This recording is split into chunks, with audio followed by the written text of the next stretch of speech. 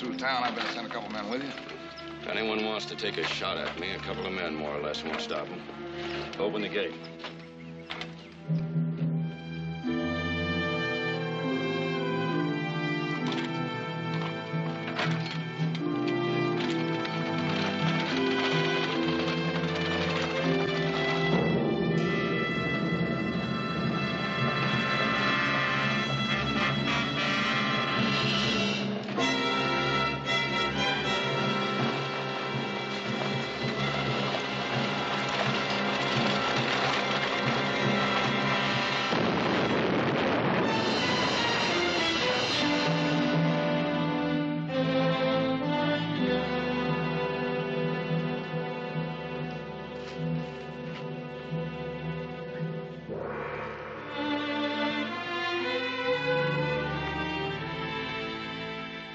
And murder.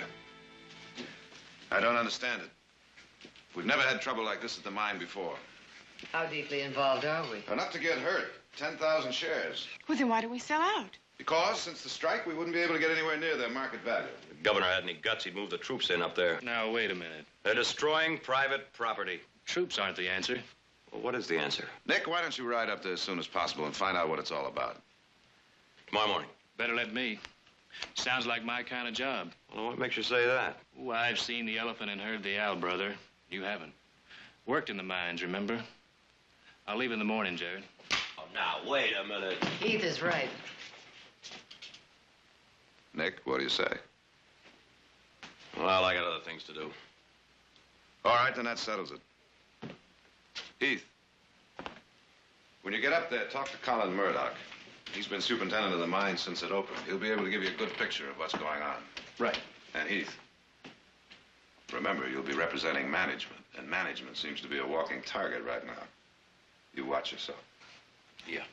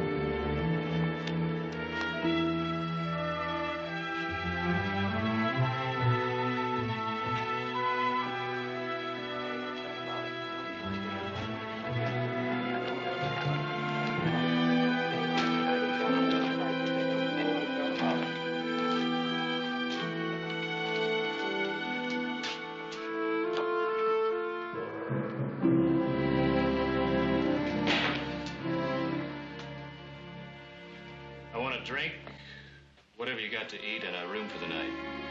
I'm closed.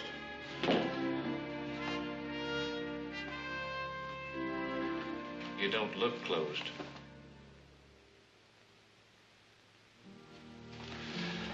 Now, I've ridden a long stretch. And I'm tired, and I'm hungry, and I'm thirsty. Now, when a man feels like that, he gets irritable. Gets annoyed at little things. I don't want no trouble, mister. No trouble. Just a room, a drink, and something to eat.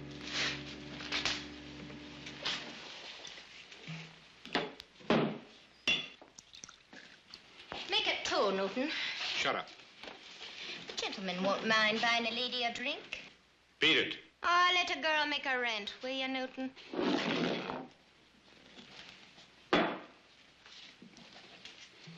Well, I can't feed you. There's nothing prepared in the house.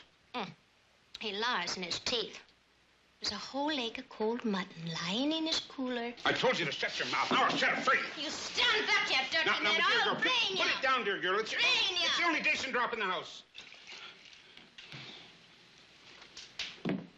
Let's have the mutton. It's a fine thing. A man can't call his house his own. Who asked you to butt in? I can fight my own battles. Sure you can. Another second, I'd have that big slob laid out with the whiskey and glass oozing out of his ears. Well, now, you heard what the man said. You wouldn't want to waste the last decent drop of whiskey in the house now, would you? Hey, you talk good sense. To your health. And yours. Are you planning to spend the night? Planning on it? We asked Newton for the key to number 8. It's the best room in the house. I know for a fact the sheets was changed only a week ago. Ain't hardly been slept in since. And don't let him tell you there isn't any room. Now, you're not going to spend the night. Now, why can't he spend the night?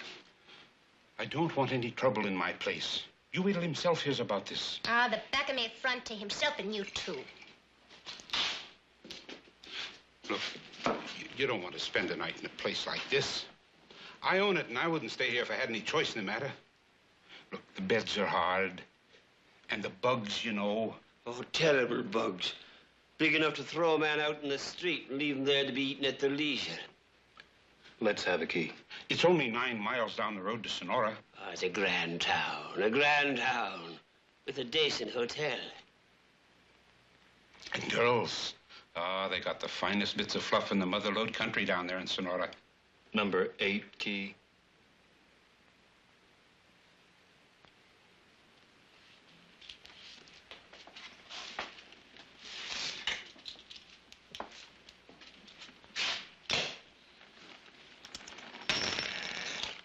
I'll eat in my room.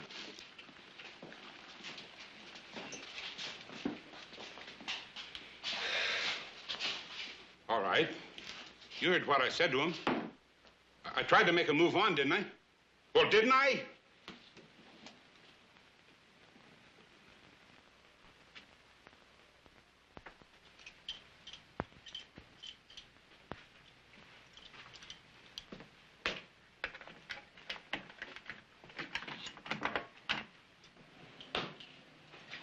Surprise, surprise.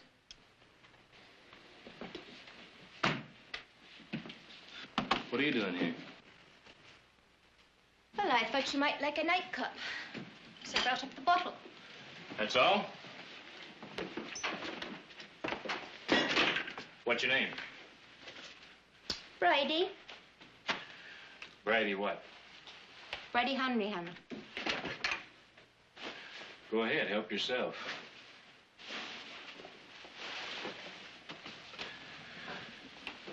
How old are you, Brady?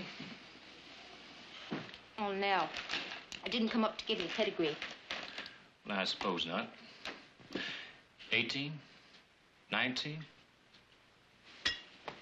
Why, aren't you going to drink with me? How much do you make off a bottle, Brady? Oh, you're a wise one. I make $1.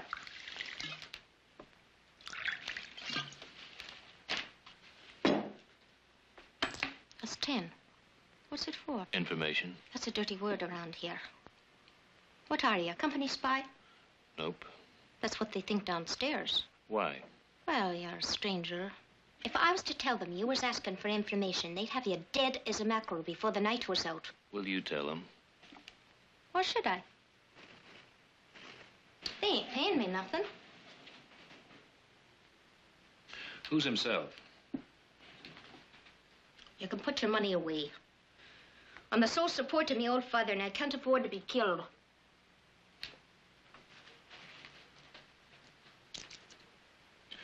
What does $20 mean to you, Bridie?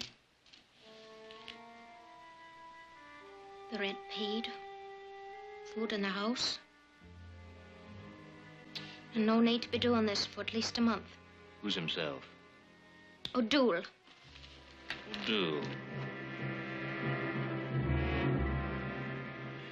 Can you pass the word to him that I'd like to see him? What for? Just get word to him.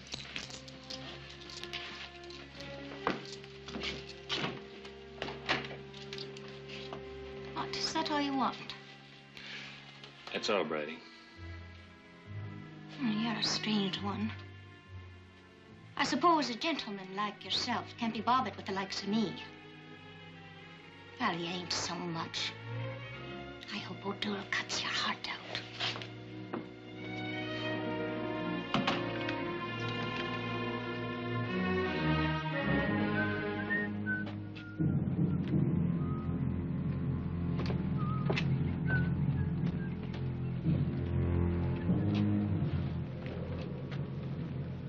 Give us a penny, mister. Come on, mister, be a sport. Give us a penny.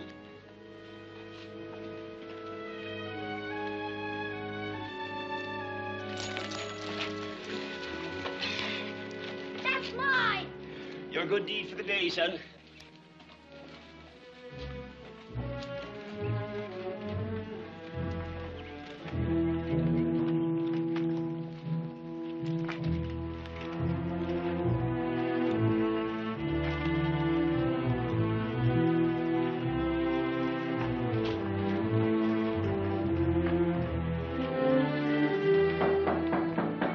Come in.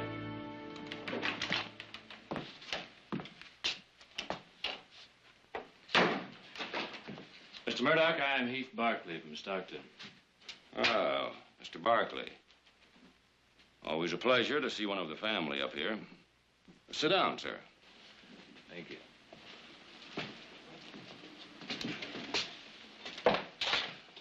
What can I do for you?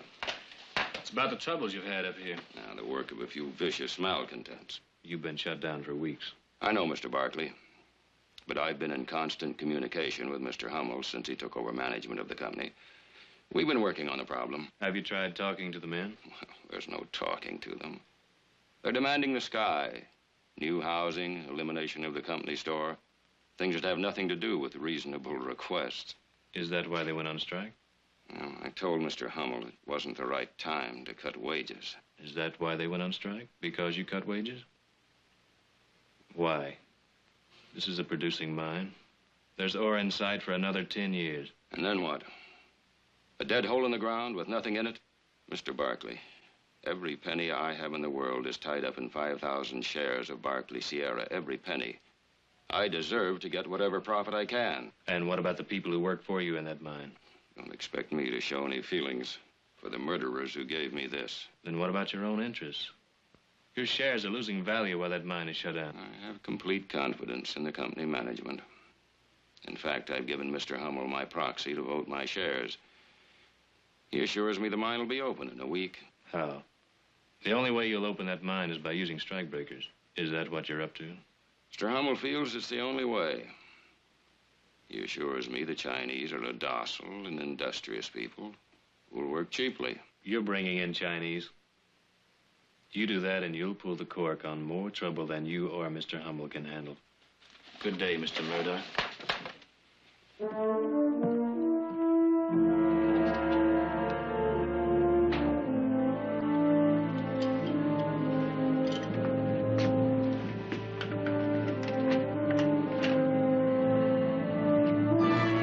Come in and move easy.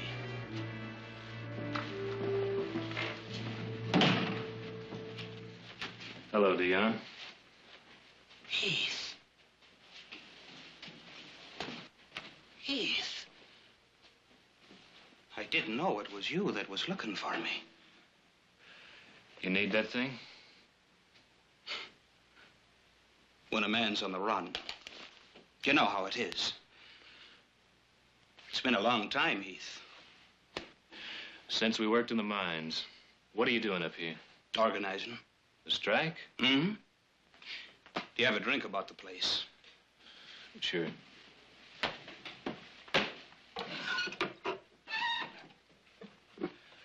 What's it all about, Leon? The strike? Well, take a look around. The curse of the Irish. Them that don't die of the drink perish of religious melancholia. Or starvation. Or get shot to death. Or 100 other ways to squeeze the life out of a man. A sad people, the Irish. What are you doing in Lonesome? Looking for answers to the strike. What's your interest? I represent the Barkley family. Tom Barkley turned out to be my father. Did he now? Didn't you stop to think there might be some risk in coming here? The bosses aren't popular in Lonesome, you know. I'm no boss. No. Of course you're not. Just a drop, please. No man that's worked in the mines could become a boss. It takes a fine gentleman who's never raised a callus to work men until they drop. Cheat them in the company stores and starve their women and children. Get off the soapbox, O'Doul. That isn't true. Have you gone blind? Can't you see what's around you? Oh, you've changed. The Heath I used to know would have been right out on the lines with us. And I would be out on the lines with you if you were going about it the right way. And we are going about it right. We're asking for decent wages, an end to company stores, safe working conditions. And how are you asking? With bombings and murder from ambush? Man, darling, it's the war we're in. You can't win that kind of war. Dion, listen to me. Get your people together. Form a committee to meet with the company management to discuss your differences in an orderly manner. No. Why? It's not the answer. Let me talk to your people. Let them decide if it's the right way. I'll do the deciding for them. Well, that was Grand Taste and whiskey. I'll be leaving you now. Are we still friends? Now, that's a fine question to ask a man. Of course we are. But I wouldn't be speaking for others in the camp. The Barkleys aren't popular, you know. If I were you, I'd leave town in a quiet kind of a way. Within an hour or two. No later than that.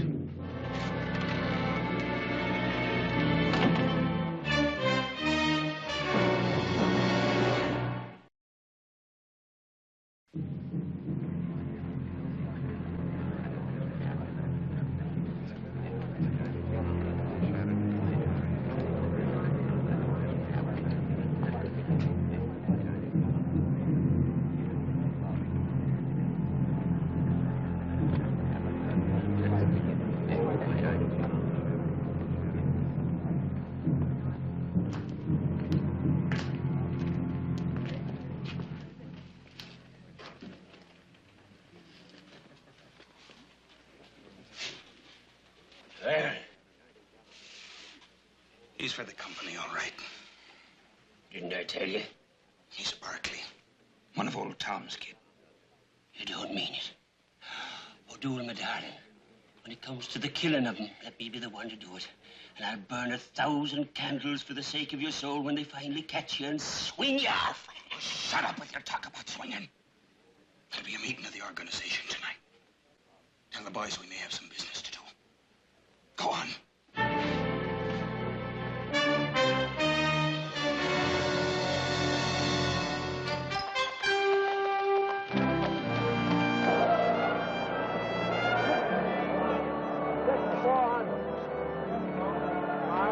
500 Barkley Sierra, 27 1/4. All right, Hummel and Bailey's. 1,000 Cal Western Mining, 18 1/2. Making any money, Uncle Samuel? Oh, little Brother Barkley, a little. Good. I'd like to talk to you for a minute, if I may. Make it brief, brother. Time and the tides of opportunity wait for no man. Ah, yes. What do you want to talk about? Barkley Sierra. I'm a very busy man, Brother Barkley. Maybe you better come around to the office later in the week. Now, Uncle Samuel. Right now. 300 Mirage silver. Well, what about it? 45 and a quarter. I understand you're bringing in Chinese strike breakers. You heard that, did you? Yeah. My brother's in Lonesome. He wired me about your plans. Now, you know you can't get away with a thing like that, Uncle Samuel. You bring in 500 Chinese laborers on Wednesday, and by Thursday, they're scattered all the way from Camp Lonesome to the Barbary Coast. Well, it's not my doing. It's the decision of the board of directors. Oh, come now, Uncle Samuel. You control that board, and we both know it. All right. Shareholders entrusted me with management of the property. To my mind, that means making profits. Making profits means getting the ore out of the mine at the least cost. And Chinese labor isn't 1/3 as dear as what we've been paying. Why, you slippery old thief. I almost believe you started that strike just so you could bring in cheap labor.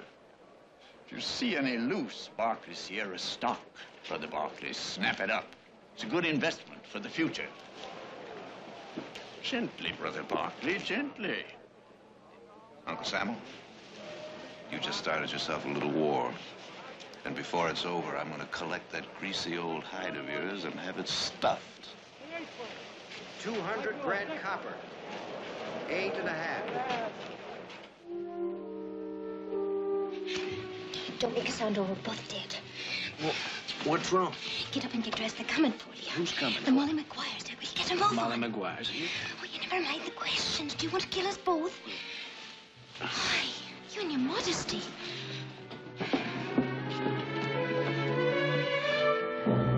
How did you know about this? I heard them talking. They think it's a grand thing to hang up Barkley. Why are you warning me? For the $20 that'll keep you out of the saloon for a month. If we get out of this, you'll never be in that saloon again, I'll tell you that. I mean it.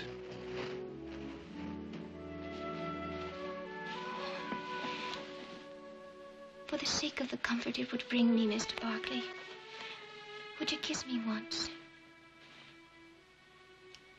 No, on the lips.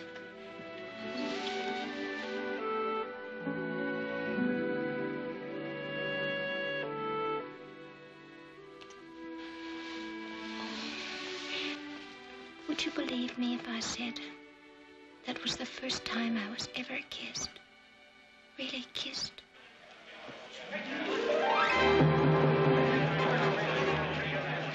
They're coming. There's a back way out of this ranch. Come on. Open your door. Don't make no trouble in my place. Do as you're told, Newton, and there'll be no trouble. All right, boys, come on! Let's go!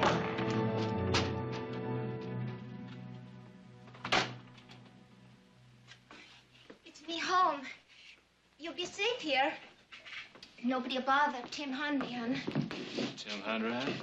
Father. Whoever you are, tell my daughter not to bring her low saloon friends under the roof of my house.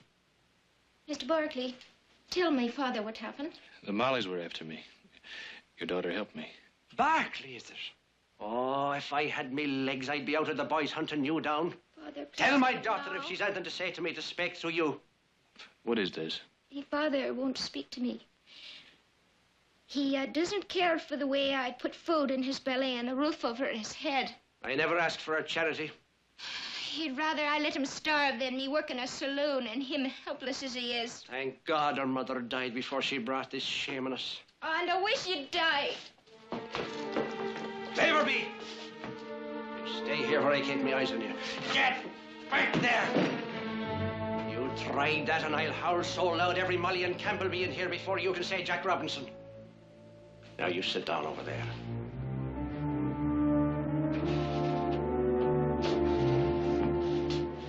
I suppose you think I'm a hard man.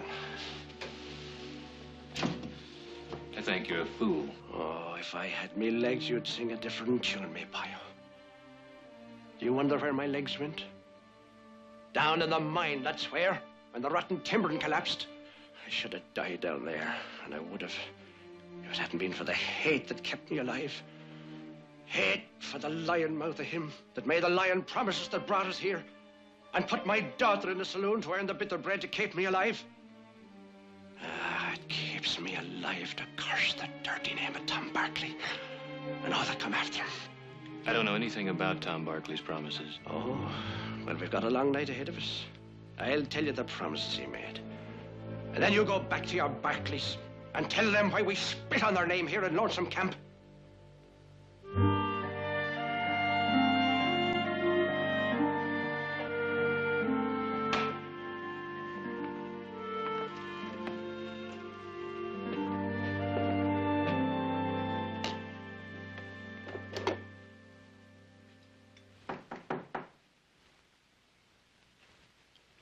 Come in. Evening, Brother Barkley. Good evening, Uncle Samuel. What brings you out so late? Dickering. Time doesn't mean much when a man's in the mood to dicker. Dickering, huh? What do you got? Oh, I've got something. What have you got? I never touch it. Oh? Well, then. How about a petition signed on behalf of the minority shareholders enjoining present management from conducting any further company business? Sit down, Uncle Samuel. Pending a full stockholders meeting. It'll be filed, let's see. Oh. Tomorrow. Well, it isn't much. Oh? Well, then why are you dickering? Because you can be a nuisance, Brother Barkley, a tarnation nuisance. So I'm making you an offer. $333,000 for your holdings in Barkley Sierra. That's the market price before the stock went down. Now, there's a handsome offer, if I say so myself. What if I say no? Then you'd be a tarnation fool. Besides, you've got no right to say no. That's a Barkley family holding. You better talk it over between you before you say anything.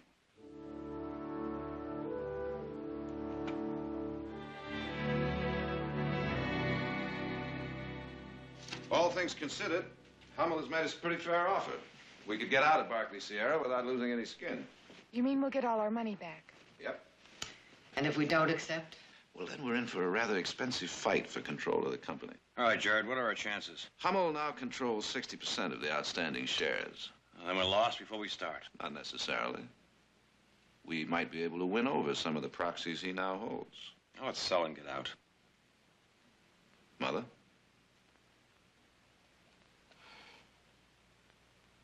I wonder what he would say.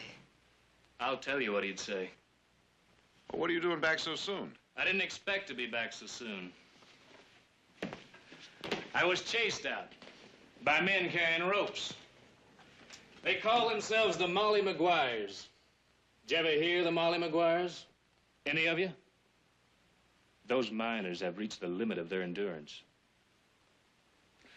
The Molly Maguire is one of their secret societies, a violent one.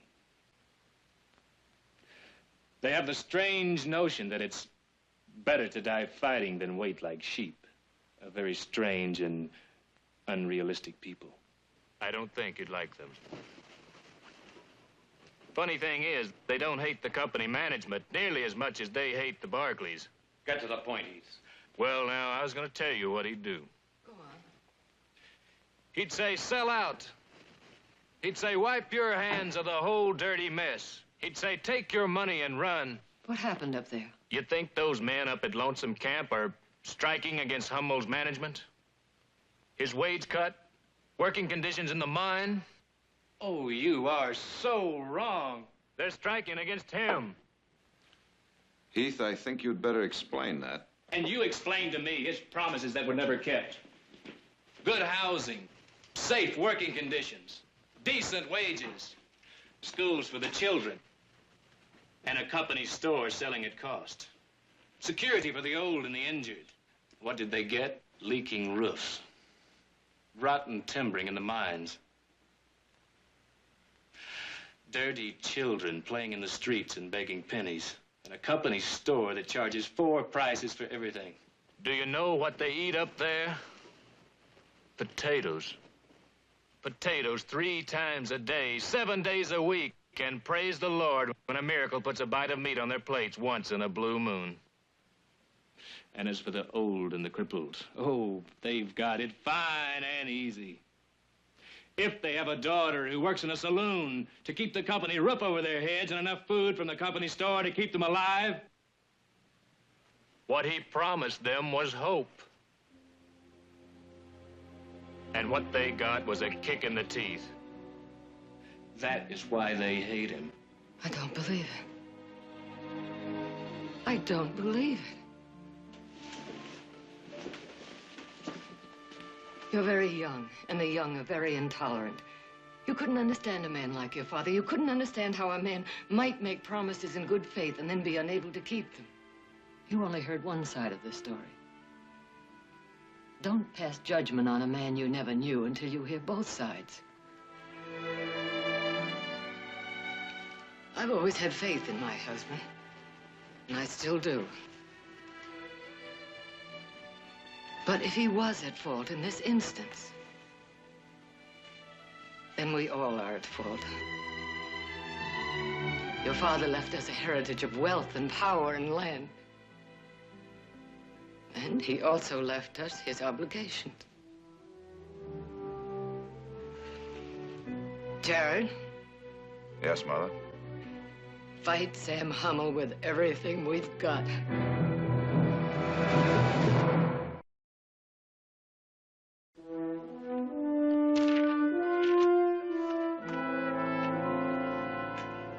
Bryce, you hold 1,000 shares.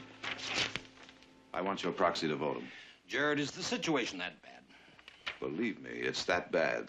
We've got to get that mine back in operation. Who else will go along with you? I've got Mayhew and Chase to throw in with me. Now, what do you say? But even with my 1,000, you're still way short of control. George, I only know one way to begin. That's to start.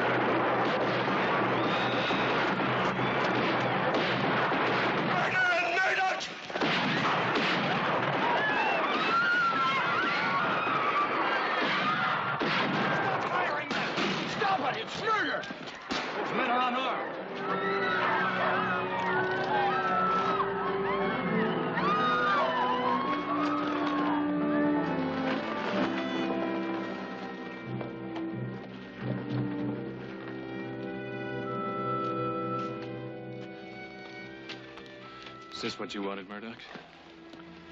I didn't want murder. You've got to believe me. I didn't want murder.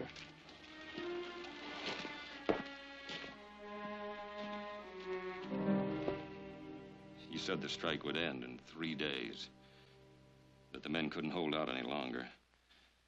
And every day it went on, he said it was sure to end the next day, and then the next, and then the day after. When the violence broke out, I said, look, Mr. Hummel, let's call a halt to this. Let's sit down with the men and negotiate a settlement. He said nobody had a given right to work in Barkley Sierra, that if they didn't want to work, he'd find men that would. He said that in a way, the strike was a good thing, because it meant he could call in cheap labor and increase the profits. He said there might be a little trouble, but he didn't say people would be killed.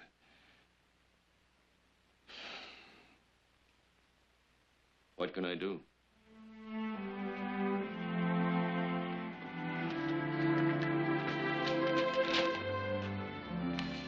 What's this? Your proxy signed over to Jared Barkley to vote your 5,000 shares as he pleases. You wanted to know what to do? Sign.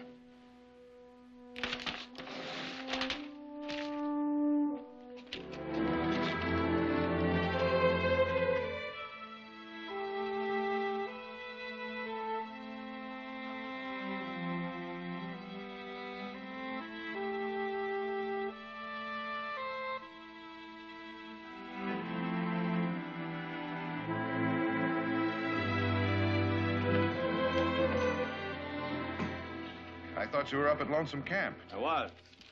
Got a little present for you. Murdoch's proxy. This does it, boy. This does it.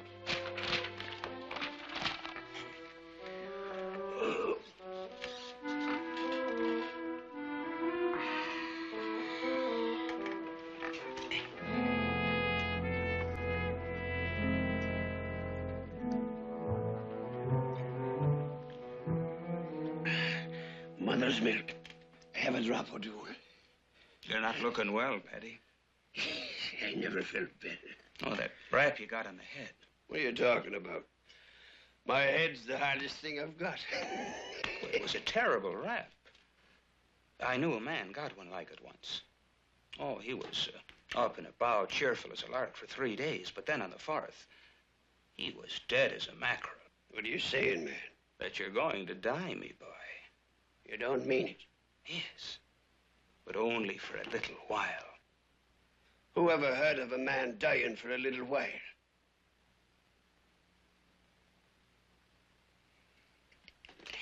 You got a plan, O'Doul. What kind of a plan? Well, the cemetery is inside the company fence. You need a burial permit to get past the guards. Need I tell you that a dead man is required for getting such a permit? But they say there's going to be a new management and a settlement of the strike. Do you believe it? It's a trick. We're in a war, Paddy.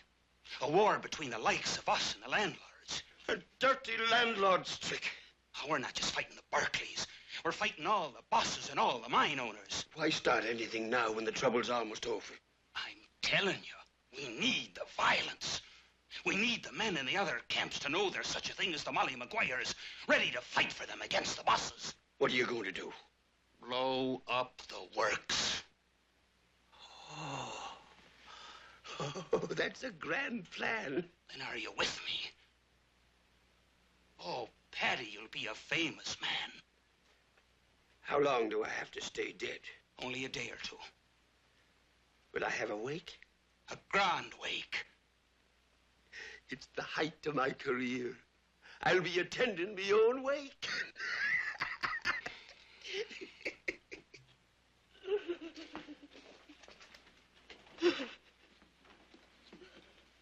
Oh, why did he die? He never ate meat on Friday, nor on any other day, the poor soul. He was pure in his thoughts about women. He never missed the sacraments. He never gave way to sins of lust. Why did he die? Oh, why? Why did he die? Good evening, Mr. Tolliver. I suppose you've come for the burying permit. Who are you burying?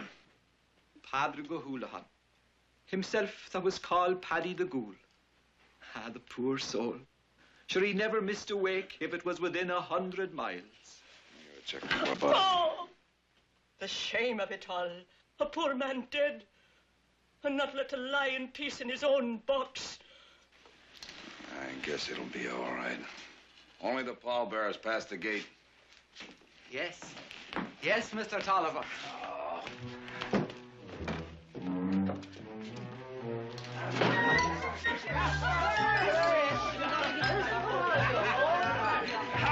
A toast! A toast to Paddy the Ghoul!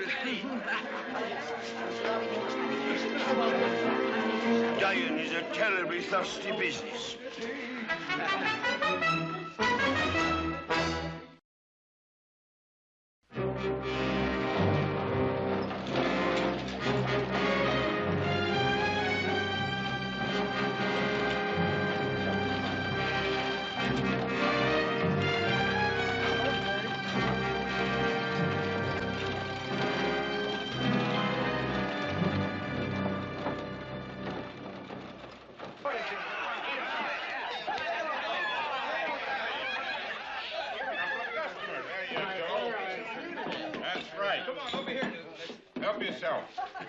You know, this will be one funeral they'll never forget. Poor Paddy. He went out with a bang.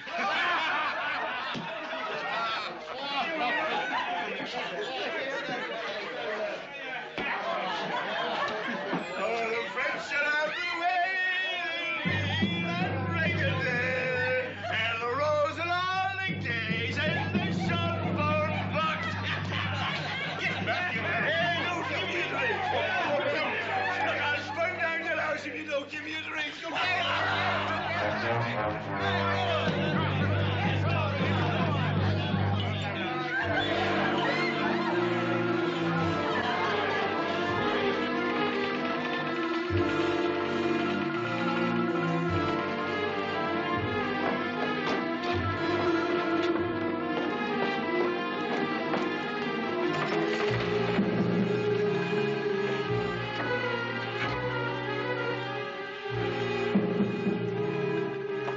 I've got to talk to Heath.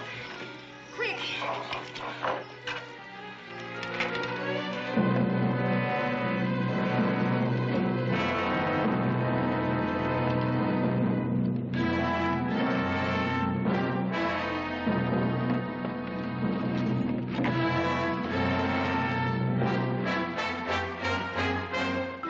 I just saw Paddy at Newton's. He's alive. Alive? Then who's in the casket? It must be O'Doul. He's up to something. I think they're going to blow up the mine. Get all the men you can up to the mine.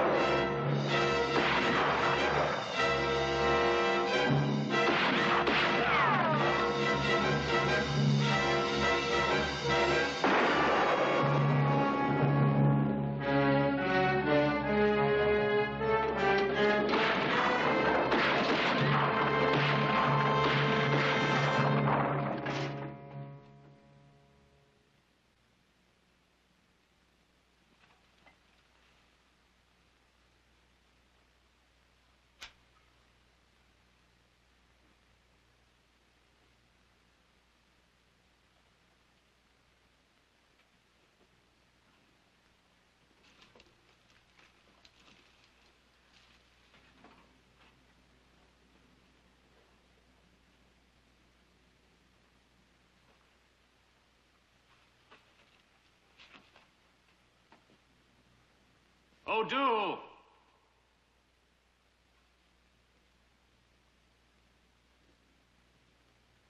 O'Doul!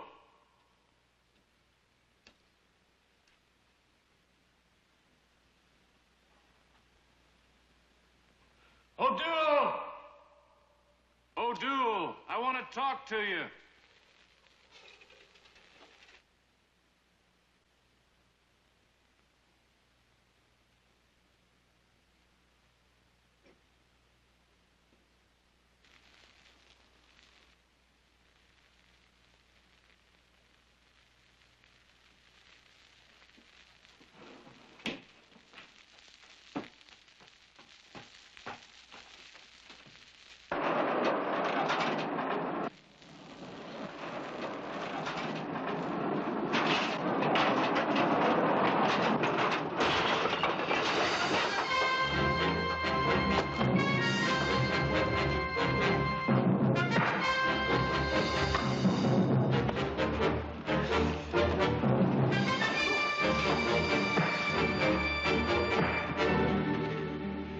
Dion, the strike's over.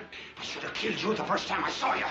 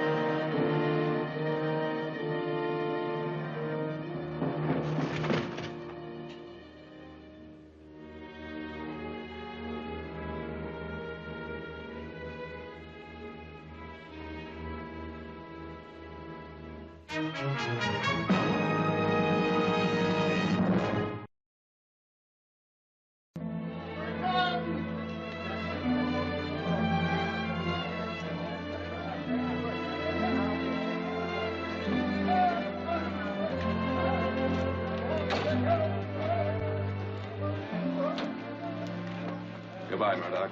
Many thanks for your help. Thanks for yours. From now on, we'll run this mine the way Tom Barkley planned it. You do that.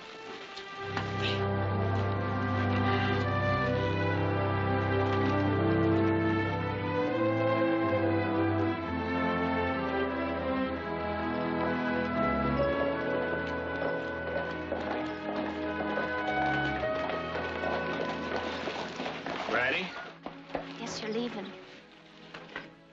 what'll you do now? Going to San Francisco.